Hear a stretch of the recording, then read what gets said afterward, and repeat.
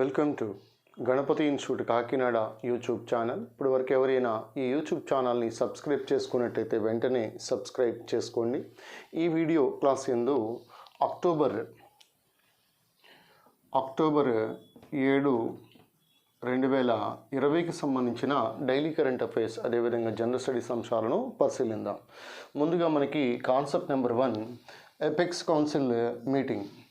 ఈ apex council meeting ఢిల్లీలో వర్చువల్గా జరగడాన్ని గమనించాలి. సో దీనిలో తెలంగాణ ముఖ్యమంత్రి కేసీఆర్ అదేవిధంగా ఆంధ్రప్రదేశ్ ముఖ్యమంత్రి జగన్మోహన్ రెడ్డి ఇద్దరు వర్చువల్గా పాల్గొనటం మనకు తెలిసిందే. ఈ కేంద్ర జలశక్తి మినిస్ట్రీ లేదా కేంద్ర జలశక్తి శాఖ మంత్రి అయినటువంటి ఈ గజేంద్ర సింగ్ షెకావత్ ఆధ్వర్యంలో ఈ ఎపెక్స్ కౌన్సిల్ మీటింగ్ జరగడాన్ని గమనించాలి. అయితే ముఖ్యంగా 2 తెలుగు రాష్ట్రాల్లోనూ కూడా ఈ కృష్ణానది గోదావరి నదిపై నిర్మించ తలపెట్టినటువంటి ఈ ప్రాజెక్టులు ఏవైతే ఉన్నాయో లేదా వివాదాస్పద ప్రాజెక్టులు కావచ్చు లేదా నిర్మించబోతున్నటువంటి ప్రాజెక్టులు ఏవైతే ఉన్నాయో వాటికి సంబంధించి డిపిఆర్లు డీటెయిల్ ప్రాజెక్ట్ రిపోర్ట్లు సమర్పించాల్సిందిగా ఈ ఎపెక్స్ కౌన్సిల్ మీటింగ్లో ఈ కేంద్ర జలశక్తి శాఖ మంత్రి గజేంద్ర సింగ్ షెకావత్ పేర్కొనడాన్ని గమనించాలి. అదేవిధంగా ఆంధ్రప్రదేశ్ పునర్వ్యవస్థీకరణ చట్టంలోని దానిలో పేర్కొన్నటువంటి అంశాల ఆధారంగా కృష్ణా రివర్ బోర్డు ఏదైతే ఉందో కృష్ణా రివర్ బోర్డుని ఆంధ్రప్రదేశ్కి తరలించాలని కూడా పేర్కొనడాన్ని గమనించాలి. This is about apex council meet. As far as assign constable examination is concerned, ఇక్కడ అడిగే క్వశ్చన్ ఏంటని అడిగితే కేంద్ర జలశక్తి శాఖ మంత్రి పేరు అడగటం జరుగుతుంది. ఆయన గజేంద్ర సింగ్ షెకావత్. అదేవిధంగా ఆంధ్రప్రదేశ్ నీటిపారుదల శాఖ మంత్రి మనకు తెలిసిందే Anil Kumar Yadav. Next coming to second one, మహిళలపై అత్యాచారాలు. ఇటీవల కాలంలో మనకి దేశంలో ప్రతిరోజు కూడా 87 అత్యాచారాలు జరుగుతూ ఉన్నాయంటే దీన్ని బట్టి మనం అర్థం చేసుకోవచ్చు. మనకున్నటువంటి 28 రాష్ట్రాలు 7 కేంద్రపాలిత ప్రాంతాల్లో ఎక్కడ కూడా అత్యాచారాలు జరిగినట్టుగా మనకి ఎప్పుడు న్యూస్ అయితే కనిపించదు. కానీ ఉత్తరప్రదేశ్ కానీ బీహార్ కానీ రాజస్థాన్ కానీ ఆంధ్రప్రదేశ్ కానీ తెలంగాణ రాష్ట్రాలు తీసుకుంటే వీటిలో ఎక్కువగా మనకి ఈ రేప్స్ లేదంటే అత్యాచారాలు ఎక్కువగా మనం చూస్తూ ఉన్నాం. అయితే ఈ 2019 NCRB national crimes record bureau జాతీయ నేర గణాంకాల బ్యూరో ప్రకారము ఈ మహిళలపై అత్యాచారాలు ఎక్కువగా జరుగుతున్నటువంటి రాష్ట్రం ఉత్తరప్రదేశ్గా గుర్తుపెట్టుకోవచ్చు. 2వ స్థానం రాజస్థాన్, 3వ స్థానము మహారాష్ట్ర. ఇటీవల కాలంలో మనకి ఉత్తరప్రదేశ్లో ఉన్నావ్ అదేవిధంగా ఉత్తరప్రదేశ్లో రీసెంట్గా కూడా మనకి హత్రాస్ సంఘటన జరిగింది. అందులో దళిత యువతి చనిపోవటం కూడా మనం గమనించాం. నాలుక కూడా కోసి వేయడానికి కూడా మనం ఇటీవల కాలంలో ఆ వార్తలు విన్నాం. అలాగే కాశ్మీర్లో మనకి కథువా అనేటువంటి సంఘటన జరగటం, అలాగే తెలంగాణలో దిశ సంఘటన జరగటం. ఇవన్నీ మనకి రోజు తరచూ వార్తల్లోకి వస్తానే ఉన్నాయి. ఏమైనప్పటికీ కూడా మహిళా సాధికారత మనం 100% సాధించినప్పుడు మాత్రమే, మహిళలను విద్యావంతులు చేసినప్పుడు మాత్రమే ఇలాంటి సంఘటనలు జరగకుండా ఉండటానికి ఆస్కారం ఉంటుంది. ఇప్పటికైనా భారత ప్రభుత్వము ఈ మహిళలపై ముఖ్యమైనటువంటి కఠినమైనటువంటి చట్టాలు తీసుకుని వచ్చి వారిని విద్యావంతులుగా చేసినట్లయితే ఇలాంటి సంఘటనలు జరగకుండా ఉండటానికి ఆస్కారం అనేది ఉంటుంది. విస్తృతమైనటువంటి ప్రచారాన్ని కూడా కల్పించాలి. నెక్స్ట్ క్వాడ్ కూటమి. ఈ క్వాడ్ కూటమిలో ముఖ్యంగా ఈ విదేశీ వ్యవహారాల శాఖ మంత్రులు ఈ క్వాడ్ కూటమి అనేసరికి సింపుల్గా మనం క్వాడ్రిలేటరల్ సెక్యూరిటీ డైలాగ్ అని పిలుస్తాం. ఈ ఇండో పసిఫిక్ ప్రాంతంలో సెక్యూరిటీకి సంబంధించినంత వరకు దీనిలో మనకి 4 దేశాలు కనిపిస్తూ ఉంటాయి క్వాడ్లో. ఈ క్వాడ్లో ఉన్నటువంటి 4 దేశాలు ఏవో మీరు కామెంట్ రూపంలో తెలియచేయగలరని కోరుతా ఉన్నారు. క్వాడ్లో ఇండియా అనేది ఒక దేశము. అయితే ఇక్కడ గమనిద్దాం, ఇండియా అదేవిధంగా జపాన్, యుఎస్, ఆస్ట్రేలియా. ఈ 4 దేశాలు క్వాడ్ కూటమిలో ఉన్నటువంటి దేశాలు. ఇటీవల కాలంలో టోక్యోలో ఈ విదేశీ వ్యవహారాల మంత్రుల యొక్క సమావేశం అనేది అక్కడ జరగడం జరిగింది. ఈ 4 దేశాలకు సంబంధించి ఇందులో భాగంగా భారత యొక్క విదేశీ వ్యవహారాల శాఖ మంత్రి జైశంకర్ మనకి తెలిసిందే. అదేవిధంగా అమెరికా విదేశాంగ వ్యవహారాల శాఖ మంత్రి మైక్ పాంపియో కూడా పాల్గొనడాన్ని గమనించాలి. సో క్వాడ్ అంటే క్వాడ్రిలేటరల్ అని పిలుస్తాం, క్వాడ్రిలేటరల్ సెక్యూరిటీ డైలాగ్. ఈ 4 దేశాలు గుర్తుపెట్టుకోవాలి. రేపు పొద్దున ఎగ్జామినేషన్లో క్వాడ్లో లేని దేశం ఏది, లేదా క్వాడ్ కూటమిలో ఉన్నటువంటి దేశాలు ఏవి, లేదా భారత విదేశాంగ శాఖ మంత్రి ఎవరు, అదేవిధంగా యుఎస్ ఈ అమెరికా విదేశాంగ శాఖ మంత్రి ఎవరు, ఇలాంటి ప్రశ్నలు రావడానికి ఆస్కారం ఉంటుంది ఎస్ఐ కానిస్టేబుల్స్.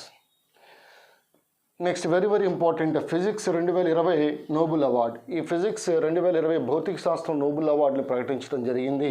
సో ముగ్గురికి ఈ అవార్డు రావడం జరిగింది. వారు రోజర్ పెన్రోజ్, రైన్హార్ట్ గెంజెల్, ఆండ్రియా గెజ్. సింపుల్గా మీరు పీజీజీగా గుర్తుపెట్టుకోండి, పెన్రోజ్ గెంజెల్ గెజ్, పీజీజీ. సో ఇదివరకు మనం చెప్పుకున్నటువంటి వైద్య శాస్త్రంలో హెచ్ఆర్హెచ్ అని చెప్పాను, హెచ్ఆర్హెచ్ వైద్య శాస్త్రంలో. ఇక్కడ పీజీజీగా గుర్తుపెట్టుకోండి, పెన్రోజ్ గెంజెల్ గెజ్. ఈ రోజర్ పెన్రోజ్ బ్రిటన్ దేశస్థుడు, అదే రైన్హార్డ్ గెంజెల్ జర్మనీ దేశస్థుడు, ఆండ్రియా గెజ్ అమెరికాకు చెందినటువంటి మహిళగా గుర్తుపెట్టుకోండి. సో ఇక్కడ ఫస్ట్ మహిళ ఇక్కడ రావడం జరిగింది. ఇప్పటి వరకు మనకి 52 మంది మహిళలకి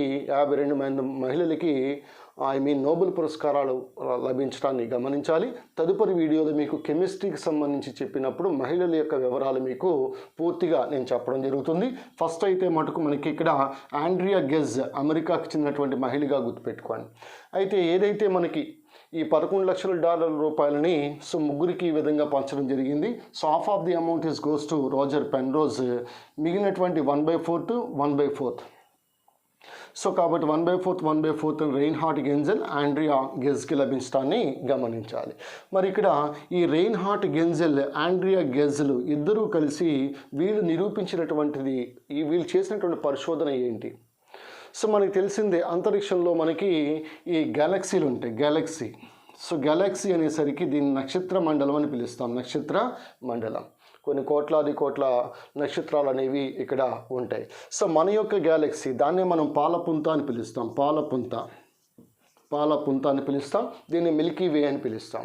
సో మన పాలపుంతలో, మన మిల్కీ వేలో సో వీళ్ళు కనుగొన్నది ఏంటని అడిగితే ఒక అతిపెద్ద కృష్ణబిలాన్ని కనుగొనటం జరిగింది. ఆ కృష్ణబిలం యొక్క పేరు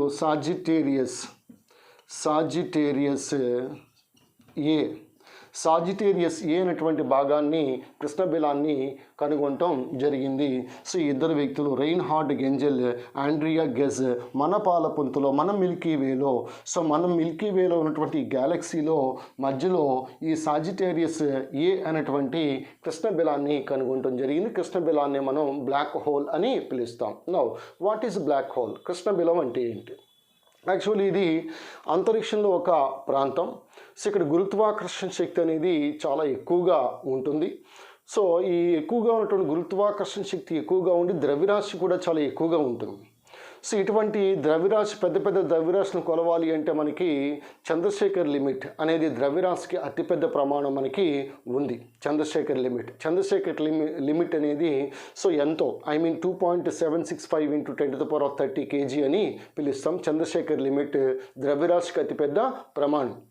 సో అయితే ఇక్కడ మనకి ఈ బ్లాక్ హోల్ ఏదైతే ఉందో, ఈ కృష్ణబిలం ఏదైతే ఉందో, అంతరిక్షంలో ఉన్నటువంటి ఒక ప్రాంతము, గురుత్వాకర్షణ శక్తి అనేది చాలా ఎక్కువగా ఉంటుంది, ద్రవ్యరాశి కూడా చాలా ఎక్కువగా ఉంటుంది, కాంతి కూడా దాని నుంచి ఎస్కేప్ అవ్వలేదు.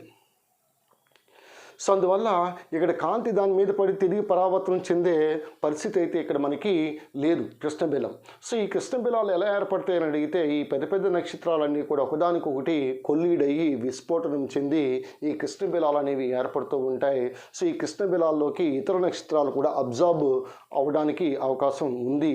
సో ఇటువంటి కృష్ణబిలాల యొక్క ఉనికిని సో ఆ కృష్ణబిలాన్ని గుర్తించింది ఎవరు అనగా ఈ రైన్హార్డ్ గెంజెల్, ఆండ్రియా గెజ్ సాజిటేరియస్ ఏ అనేటువంటి భాగాన్ని కనుగొనడాన్ని గమనించాలి. కృష్ణబిలము లేకపోతే బ్లాక్ హోల్ అనేది ఇది ఏ విధంగా పనిచేస్తుందంటే ఒక ఐడియల్ బ్లాక్ బాడీగా పనిచేస్తుంది.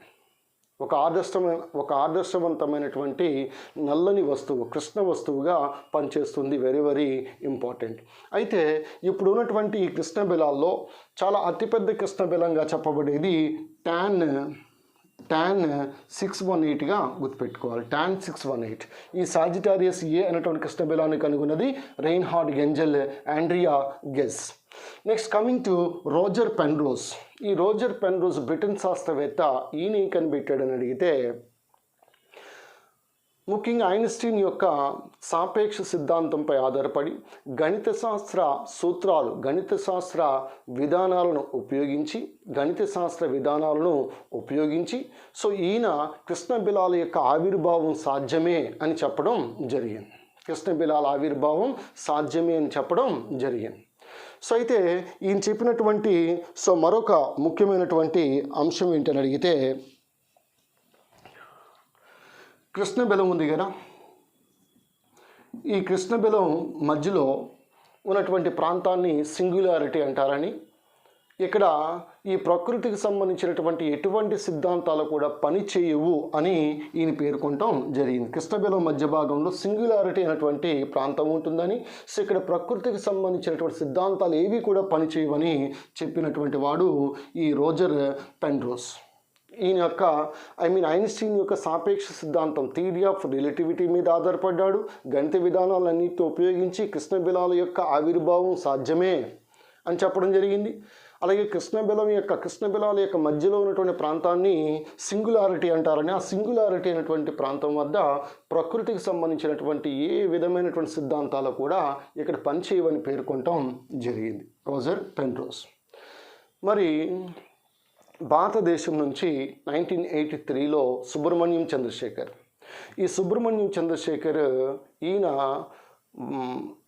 ఫిజిక్స్లో నోబెల్ అవార్డు పొందడం మనకి తెలిసిందే. అయితే 1930లో సివి రామన్ కూడా ఫిజిక్స్లో భౌతిక శాస్త్రం నోబెల్ అవార్డు లభించడం మనకు తెలిసిందే. సివి రామన్ పూర్తిగా భారతదేశస్తుడు, కానీ ఈయన ఇండియన్ బార్న్ అమెరికన్ సిటిజన్షిప్ని కలిగినటువంటి వ్యక్తి సుబ్రహ్మణ్యం చంద్రశేఖర్. ఈ సుబ్రహ్మణ్యం చంద్రశేఖర్ ఎవరైతే ఉన్నారో ఈయన యొక్క థియరీ ఏంటంటే, ఈయన కనిపెట్టింది ఏంటంటే అడిగితే ఎవల్యూషన్ ఆఫ్ స్టార్స్, అంటే నక్షత్రాల యొక్క పరిణామం ఏ విధంగా జరిగింది, ఈ కృష్ణబిలాలకు సంబంధించి కూడా ఆయన పరిశోధన చేయడం జరిగింది Subrahmanyam Chandrasekhar. Very very important. 1983లో he got a Nobel award in physics. ఈ విషయం కూడా గుర్తుపెట్టుకుని, అలాగే Chandrasekhar limit 2.765 into 10 to the power of 30 kg, that is the value of Chandrasekhar limit, which is the biggest unit for mass. ద్రవ్యరాశికి అతిపెద్ద ప్రమాణంగా చెప్పుకుంటా ఉన్నాం. ఇది ఫిజిక్స్లో నోబెల్ అవార్డ్స్కి సంబంధించినటువంటి ఇన్ఫర్మేషన్. నెక్స్ట్ దినేష్ కరా రజనీష్ కుమార్ స్థానంలో ఈయన ఎస్బీఐ చైర్మన్గా నియామకం జరిగింది.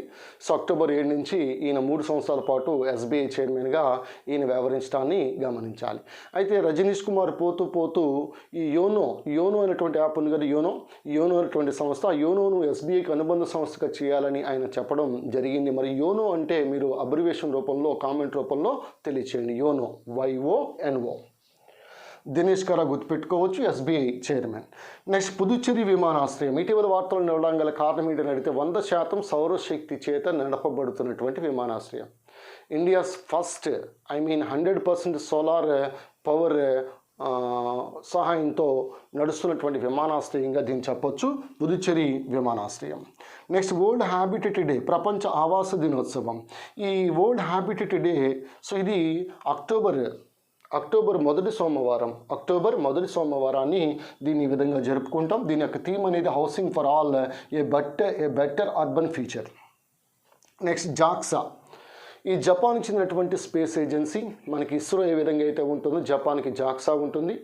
జపాన్ ఏరోస్పేస్ స్పేస్ ఏజెన్సీగా మనం చెప్పుకుంటాం జాక్సా. ఈ జాక్సా ఇటీవల కాలంలో చంద్రునిపై ఉన్నటువంటి మంచును స్నో ఏదైతే ఉందో మంచును దాన్ని ఇంధనంగా మార్చడానికి ప్రయత్నిస్తూ ఉంది జాక్సా. అదేవిధంగా చైనాకు సంబంధించి చైనా నేషనల్ స్పేస్ ఏజెన్సీ మనకి ఇస్రో మాదిరిగానే అక్కడ, అలాగే యూరోపియన్ స్పేస్ ఏజెన్సీ, యూరోపియన్ కంట్రీస్కి ఇస్రో మనకు తెలిసిందే. అలాగే నాసా అమెరికాకు చెందినటువంటి అంతరిక్ష సంస్థ. నెక్స్ట్ రాస్కాస్మోస్ అనేది రష్యాకు చెందినటువంటి స్పేస్ ఏజెన్సీగా గుర్తుపెట్టుకోవచ్చు. నెక్స్ట్ ఇటీవల కాలంలో 20 రూపాయల నాణాన్ని ముద్రించడం జరిగింది, కానీ ఇంకా విడుదల చేయలేదు. సో ముఖ్యంగా ముంబైలో ఉన్నటువంటి మింట్ కేంద్రంలో 20 రూపాయల నాణాన్ని ఆర్బీఐ ఆదేశాల మేరకు ముద్రించడాన్ని గమనించాలి. ఈ 20 రూపాయల నాణంపై అశోక స్తంభం ఉంటుంది. అశోక స్తంభం కింద సత్యమేవ జయతే అనేటువంటి స్లోగన్ కూడా ఉండటాన్ని గమనించాలి. మనకి మింటి కేంద్రాలు ముంబై, కోల్కతా, హైదరాబాద్, సో నోయిడా 4 ప్రాంతాల్లో ఉన్నాయి. ఇక్కడ ముంబైలో 20 రూపాయల నాణ్యం అనేది ముద్రణ జరిగింది. నెక్స్ట్ ఈ లాక్డౌన్ అయిపోయిన తర్వాత 20 రూపీస్ నాణ్యం, ఇప్పటికే 20 రూపీస్ నోట్ వచ్చింది. 20 రూపీస్ నాణ్యం కూడా చలామణిలోకి వస్తుంది. Next Ukraine. ఇటీవల కాలంలో వార్తలు నిలవడం గల కారణం ఈ ఉక్రెయిన్లో 151వ మహాత్మా గాంధీ జయంతి సందర్భంగా ఒక కాంస్య విగ్రహాన్ని అక్కడ స్టార్ట్ చేయడం జరిగింది. ఈ ఉక్రెయిన్ రాజధాని కీవ్ అని పిలుస్తాం. ఉక్రెయిన్ యొక్క అధ్యక్షుడు వలోదిమిర్ జెలెన్స్కీ అని పిలుస్తాం. అదేవిధంగా ఈ పార్దా శతపథి, ఈ భారత నుండి ఉక్రెయిన్లో భారత రాయబారి పార్దా శతపథిగా మనం గుర్తుపెట్టుకోవచ్చు. This is about Ukraine. Next Pranamitra award అనేది ముఖ్యంగా జూ సిబ్బందికి ఇస్తారని గుర్తుపెట్టుకోండి. జంతు ప్రదర్శనశాలలు ఉంటాయి కదా, వాటికి ఇచ్చే అవార్డు, ఆ జూ సిబ్బందికి పనిచేసే సిబ్బందికి ఇచ్చే award Pranamitra award. Next Shaurya missile. So ఇటీవల కాలంలో ఒడిశాలోని బాలాసోర్ తీర ప్రాంతం నుంచి ప్రయోగించబడినటువంటి nuclear capable ballistic hypersonic missile. Supersonic, hypersonic, hyposonic. ఇది హైపోసోనిక్ మిసైల్. సో 800 కిలోమీటర్ల టార్గెట్ని రీచ్ అవడాన్ని గమనించాలి. Shaurya missile actually this is the advanced form of K-15 missile ఏదైతే ఉందో, submarine launched ballistic missile K-15 ఏదైతే ఉందో దాని యొక్క అడ్వాన్స్డ్ వర్షన్గా దీన్ని పేర్కొనవచ్చు. So surface to surface missile ఇది. Surface to surface hypersonic ballistic missile Shaurya 800 kilometres reach అవడాన్ని గమనించాలి. ఇది ఒడిశా తీర ప్రాంతంలో ఉన్నటువంటి బాలాసోర్ నుంచి ప్రయోగించడం గమనించాలి. Next discovering the heritage of Assam. This book was written by Padma Pani Bora. ఈ పుస్తకానికి ఫోర్వర్డ్ రాసింది Amitabh Bachchan. Next world space వీక్ని అక్టోబర్ 4 నుంచి అక్టోబర్ 10 వరకు జరుపుకుంటా ఉన్నాం. ఎందుకంటే మొట్టమొదటి ఆర్టిఫిషియల్ శాటిలైట్ ప్రపంచంలో స్పుత్నిక్ 1, ఈ స్పుత్నిక్ 1ని 1957 అక్టోబర్ 4వ తారీఖున ప్రయోగిస్తాన్ని గమనించాలి. So basing on that world space week అనేది అక్టోబర్ 4 నుంచి 10 వరకు జరుపుకుంటా ఉన్నారు. దీనికి థీమ్ అని satellites improve life. That is a theme of World Space Week which was observed between October 4 to 10. Next right livelihood awards 2020 ఇవ్వడం జరిగింది. సో ముఖ్యంగా ఇక్కడ మనకి ఈ బెలారస్, ఇరాన్, అమెరికా, నికరాగ్వా 4 దేశాల వ్యక్తులకు ఇవ్వడం జరిగింది. ఆ వ్యక్తుల యొక్క పేర్లు మీరు కామెంట్ రూపంలో తెలియచేయగలరని కోరుతా ఉన్నాను. Right livelihood awards. Next Pushpa Bhave. ఈ పుష్ప భావేని ఐరన్ లేడీ ఆఫ్ ముంబైగా మనం పిలుస్తాం. ఐరన్ లేడీ ఆఫ్ ముంబైగా పిలువబడేది ఈ పుష్ప భావే. మనకి చాలామంది ఐరన్ లేడీస్ ఉన్నారు. Say for example iron lady of India Indira Gandhi, iron lady of Tamil Nadu Jaya Lalitha, iron lady of Manipur Irom Sharmila Chanu, iron lady of Britain Margaret Thatcher. ఈ విధంగా మనకి చాలామంది ఐరన్ లేడీస్ ఉన్నారు. ఈవెన్ జర్మనీకి ఏంజెలా మెర్కెల్. సో ఈ రకంగా మనం ఇటీవల ఈ పుష్ప భావే మరణించడం గమనించాలి. సో ఈ గోవా లిబరేషన్లో కానీ ఈ మహారాష్ట్రలో ఒక ఉద్యమకారునిగా పనిచేసినటువంటి lady iron lady of Mumbai Pushpa Bhave. Next Dhanalakshmi bank. ఇటీవల కాలంలో ఈ ధనలక్ష్మి బ్యాంక్కి సంబంధించి ఈ ఆర్థిక లావాదేవీలు రోజు రోజు క్షీణించిపోవడం మనం చూస్తూనే ఉన్నాం. ఇది కేరళలో 1927 త్రిశూర్ హెడ్ క్వార్టర్స్ గుర్తుపెట్టుకోవాలి. 1927లో ఈ బ్యాంక్ని ఏర్పాటు చేయడం జరిగింది. ధనలక్ష్మి బ్యాంక్ అని పిలుస్తాం. Dhanalakshmi bank. So RBI recently appointed what is called a group of directors. కొంతమందిని ఒక కమిటీని ఏర్పాటు చేయడం జరిగింది. కమిటీ ఆఫ్ డైరెక్టర్స్ని ఏర్పాటు చేయడం జరిగింది to look after financial assets of Dhanalakshmi bank. ఇది ఒకటి గుర్తుపెట్టుకోవాలి. దీని headquarters Thrissur, Kerala, 1927. Next Madhabi Puri Buch. ఈ మదాబి పూరి బుక్ అనేది recently she was appointed as a first female whole time member in SEBI. మనకు తెలిసిందే 1988లో దీన్ని ఏర్పాటు చేయడం జరిగింది. 1992లో దీనికి చట్టబద్ధ హక్కులు కల్పించబడ్డాయి, స్టాచ్యుటరీ పవర్స్. ప్రస్తుత చైర్మన్ అజయ్ త్యాగి. సెబీ యొక్క head quarters Mumbai. Securities and exchange board of India అని పిలుస్తాం. మదాబి పూరి బుక్గా గుర్తుపెట్టుకోవాలి. Next, Bapu the Unforgettable. Bapu the Unforgettable. So recently this book was launched by Manish Sisodia, Deputy CM of Delhi. Manish Sisodia launch చేసినటువంటి పుస్తకం పేరు బాపు the అన్ఫర్గెటబుల్గా గుర్తుపెట్టుకోవచ్చు. Next దల్లే కుర్సానీ. ఈ దల్లే కుర్సానీకి GI tag geographical indication లభించడానికి గమనించాలి. భౌగోళిక గుర్తింపు. సిక్కిం రాష్ట్రానికి చెందినటువంటి ఒక హాట్ చెర్రీ పెప్పర్ చిల్లీగా గుర్తుపెట్టుకోవచ్చు. హాట్ చెర్రీ పెప్పర్ లేదంటే ఇవి చిల్లీస్, మిరపకాయలు, ముఖ్యంగా పికిల్స్. ఈ పికిల్స్ అంటే మనకు తెలుసు కదా, పచ్చళ్ళు. ఈ పచ్చళ్ళ తయారీలో ఈ మిర్చిని ఉపయోగిస్తారు. వరల్డ్స్ స్పైసీయెస్ట్ చిల్లీస్గా వీటిని భావించవచ్చు. సో చాలా ఘాటుగా ఉంటాయి. మరి చిల్లీస్ ఘాటుతనానికి గల కారణం క్యాప్సిసిన్, అంతేగాని చిల్లీ యొక్క రంగు కారణం క్యాప్సిసిన్ కాదు. చిల్లీ యొక్క రంగు కారణం కూడా లైకోపీనే, టమాటా యొక్క రంగు కారణం కూడా లైకోపీనే. సో ఈ క్రోమోప్లాస్ట్లు అనేవి ఉంటాయి. ఆ క్రోమోప్లాస్ట్ల కారణంగా ఈ చిల్లీస్కని రంగు రావటం అనేది గమనించాలి. కానీ పెప్పర్ స్ప్రేలో వాడేది చిల్లీ యొక్క ఘాటుతనానికి గల కారణము క్యాప్సిసిన్ అనగా గుర్తుపెట్టుకోవాలి, క్యాప్సిసిన్.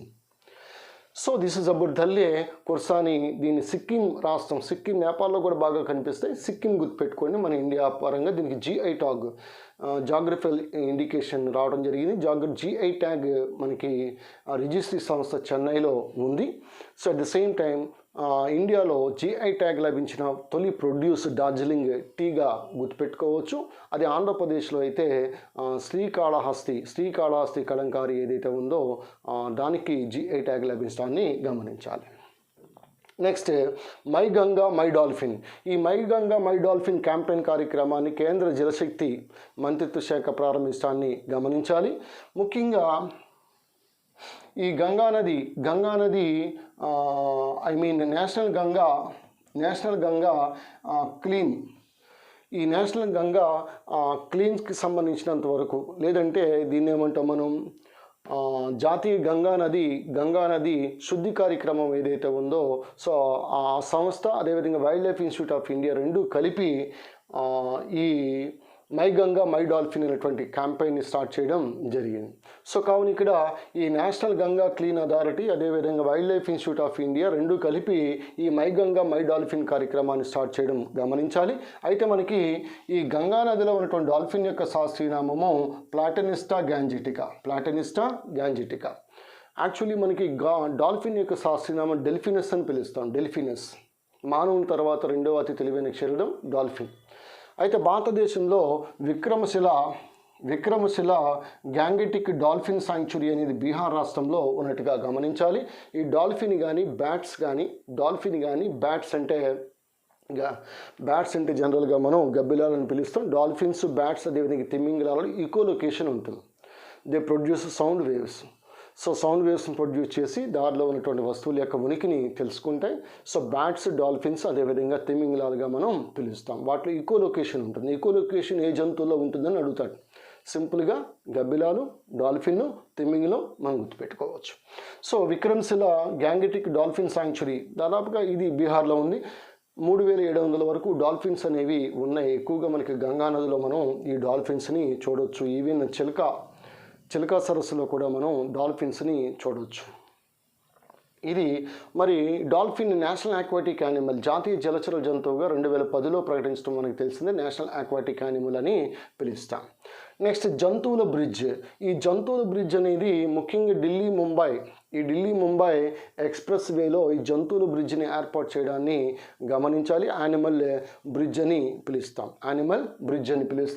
ఈ ఢిల్లీ ముంబై ఎక్స్ప్రెస్ వేలో దీన్ని ఏర్పరచడాన్ని గమనించాలి. సో ఇది మనకి 2020 అక్టోబర్ 7కు సంబంధించినటువంటి డైలీ కరెంట్ అఫైర్స్గా గుర్తుపెట్టుకోవచ్చు.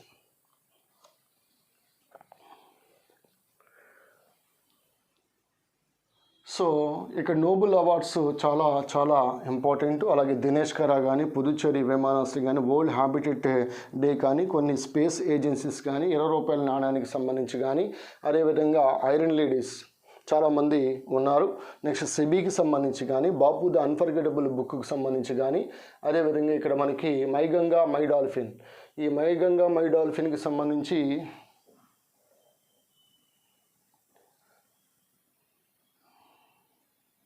National mission on cleaning of Ganga, ఇది plus wildlife institute of India రెండు కలిపి ఈ క్యాంపెయిన్ని స్టార్ట్ చేయడం గమనించాలి. మై గంగా మై డాల్ఫిన్ అని పిలుస్తాం. ఇది 2020 అక్టోబర్ 7కి సంబంధించిన ఇన్ఫర్మేషన్. తదుపరి వీడియోలో మరింత సమాచారం గురించి నెక్స్ట్ కెమిస్ట్రీకి సంబంధించి మనం ఈ నోబెల్ అవార్డ్స్కి సంబంధించిన సమాచారాన్ని కూడా చూద్దాం. ఒకసారి జాగ్రత్తగా గమనించండి. ఈ ఎస్ఐ కానిస్టేబుల్ అభ్యర్థులు ఈ గణపతి ఇన్స్టిట్యూట్కి సంబంధించినటువంటి ఈ కరెంట్ అఫైర్స్ వీడియోస్ కనుక మీరు ఫాలో అయినట్లయితే సో చాలా ఈజీగా జనరల్ స్టడీస్లో మీకు 100కి 100% మార్కులు మీరు తెచ్చుకోవడానికి ఆస్కారం ఉంటుంది. ఇక్కడ ఓన్లీ కరెంట్ అఫైర్సే కాకుండా you can check any current affairs video. బయట మీరు ఏ కరెంట్ అఫైర్స్ వీడియోని చెక్ చేసుకున్నప్పటికీ కూడా ఈ లింకప్ అనేది మీకు కనిపించదు. ఇటువంటి లింకప్తో కూడినటువంటి వీడియోస్ మీకు అందించడం జరుగుతూ ఉంది. సో నెక్స్ట్ మనం అక్టోబర్ 8కి సంబంధించినటువంటి కరెంట్ అఫైర్స్ కూడా అప్లోడ్ చేసుకుందాం. దీంతోపాటు జీర్ణ వ్యవస్థ కూడా మీకు అప్లోడ్ చేయబడుతుంది. Stay tune. This is yours Ganapati sir from Ganapati Institute, Kakinada, Andhra Pradesh. Meet you tomorrow. Thank you.